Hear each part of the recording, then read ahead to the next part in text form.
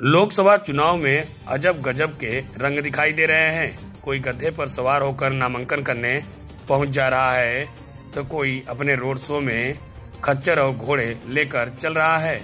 हम बात कर रहे हैं मिर्जापुर जनपद के पीडीएम प्रत्याशी दौलत सिंह पटेल के रोड शो का। रोड शो में गधे और खच्चर शामिल हुए, जिसको देखने के लिए भारी भीड़ उमड़ पड़ी थी। रोड शो में हजारों की संख्या में लोग चलते दिखाई दिए। पीडीएम प्रत्याशी दौलत सिंह पटेल के समर्थन में अपना दल कमेरावादी की नेता और विधायक पल्लवी पटेल भी शामिल हुई। रोड शो में इमामबाड़ा से लेकर पटेल चौक तक पहुंचकर पल्लवी पटेल ने सरदार वल्लभ भाई पटेल के प्रतिमा पर माल्यार्पण कर समर्थकों से दौलत सिंह पटेल के पक्ष में वोट करने का अपील किया।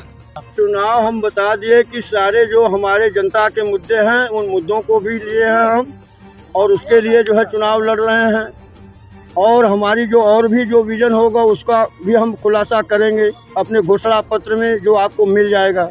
तो क्या है, किन मुद्दों पर आप आज चुनाव लड़ने के लिए आते हैं? बता दिए कि सारी जो जनता की समस्या आप देख ही रहे हैं, किसानों के पानी, बिजली, सड़क, उत्खनन, उत्पीड़न। खनन तो आप देखे रहे हैं कि बहुत ज्यादा पूरा पहाड़वा खन दे रहे हैं, उतना नीचे भी हो जा रहा है। अच्छा ये बताइए, एक बड़ी चर्चा चल रही है पूरे देश में, चर्चा चल रही है आरक्षण को लेकर। हाँ। क्या मुस्लिम को आरक्षण मिलना चाहिए? क्या आप पार्टी से पक्ष में है? कतई नहीं, मैं बता रहा हूँ कि आरक्षण जो है ओबीसी और एससी का जैसे होता है उसमें भी मुस्लिमों को आरक्षण है। हाँ। ये बात नहीं है कि उनको कोई अलग से दिया जाएगा। ये कहाँ से ये शगुफा उड़ाया जाता है। हाँ। कि मुस्लिमों को 20% देंगे, कहाँ से देगा कोई भाई? आप उसी में हैया हैं। हाँ। अंसारी बंधु हमारे नहीं पाते हैं, जो उसमें नट फैलियाँ नहीं पाते हैं। तो इसलिए जो है उसी में जो आरक्षण बढ़ेगा तो उनका भी बढ़ेगा। जैसे मान लीजिए हम लोग कहते हैं कि सभी जातियों की जनगणना हो, उनके हिसाब से उसको दिया जाए, तो वो इसका मतलब नहीं है कि कोई उनको अलग से दिया जाएगा। ओबीसी में अगर आप आते हैं तो ओबीसी के अंतर्गत ही पाएंगे, एससी के अंतर्गत आते हैं तो एससी में पाएंगे, एसटी में आते हैं तो एसटी। अलग से आरक्षण का विरोध करेंगे अगर? बिल्कुल अलग से, ये संविधान के विरुद्ध है।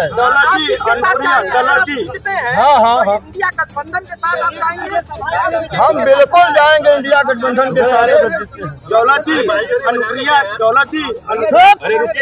अनुप्रिया पटेल कह रही हैं कि पिछली बार से इस बार हमको और ज्यादा बहुमत चाहिए। भाई वो पहले पीडीएम जो पूरे उत्तर प्रदेश की 28 सीटों पे लोकसभा चुनाव लड़ रहा है, उसका उद्देश्य है कि हम पिछड़ा, दलित, मुसलमान और अपने सभी समाज के लोगों के बीच में जाकर के ये बात स्पष्ट रूप से बता सके कि हम सिर्फ वोट बैंक के तौर पर नहीं लिए जा सकते। इस देश की शिक्षा, इस देश के सदन, इस देश की जो दवाई है, कमाई है, पढ़ाई है, वहाँ पर भी हमारी भागीदारी हमारे जाति के अनुपात में होनी चाहिए। इस मुहिम के साथ पीडीएम उत्तर प्रदेश के 28 सीटों में चुनाव लड़ रहा है। क्या आपको लगता है, क्योंकि ये आपके बहन का भी संसदीय क्षेत्र है, ऐसे में क्या सियासत घर की सियासत है या फिर आपकी पार्टी की सियासत है? देखिए, मुझे ऐसा लगता है कि ऐसे पूर्वांचल के ऐसे बहुत से क्षेत्र हैं जो डॉक्टर सोनेलाल पटेल जी की कर्म भूमि रहे हैं, और उनकी हर उस कर्म भूमि पर जा करके अपना दल अपने दम को और अपनी जो गर्व है उसको पुनः जीवित करके आगे बढ़ना चाहता है। और इस लड़ाई में पूरी मुस्तैदी से हर समाज के लोग हमारे सहयोग में। अनुप्रिया पटेल भी कुछ नहीं बोल रही है, आपको, आपकी बहन है, यहाँ से सांसद है। मेरे लिए लोकसभा चुनाव जो है, जहाँ पर भी हम 28 सीटों पे लड़ रहे हैं, तमाम जो विपक्ष के प्रत्याशी हैं वो एक समान है।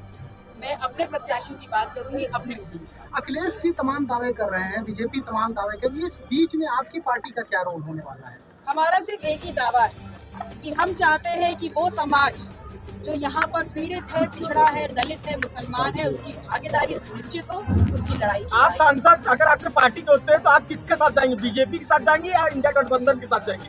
किसके साथ अगर मौका मिलता है सरकार में जाने का? देखिए, भारतीय जनता पार्टी में तो कुव्वत ही नहीं है कि पल्लवी पटेल। और रही बात इंडिया अलायंस, तो पीडीएम जो है और पल्लवी पटेल हमेशा मुद्दों की और जनहित की लड़ाई लड़ती है।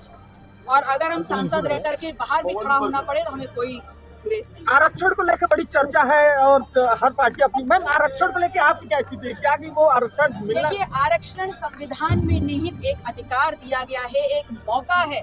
इस देश में जो मुख्य धारा में अलग है समाज, उनको मुख्य धारा में लाने का एक प्रयास है। तो मैं इसको बहुत ही जायज मानती हूँ, और मेरा ये मानना है कि 27% जो ओबीसी के लिए है और दलित और पिछड़ों के लिए है, वो जितना भी कोटा है उसको पूर्ण किया जाए, उसमें किसी प्रकार की कोताही न करें। Thank you ma'am, thank you.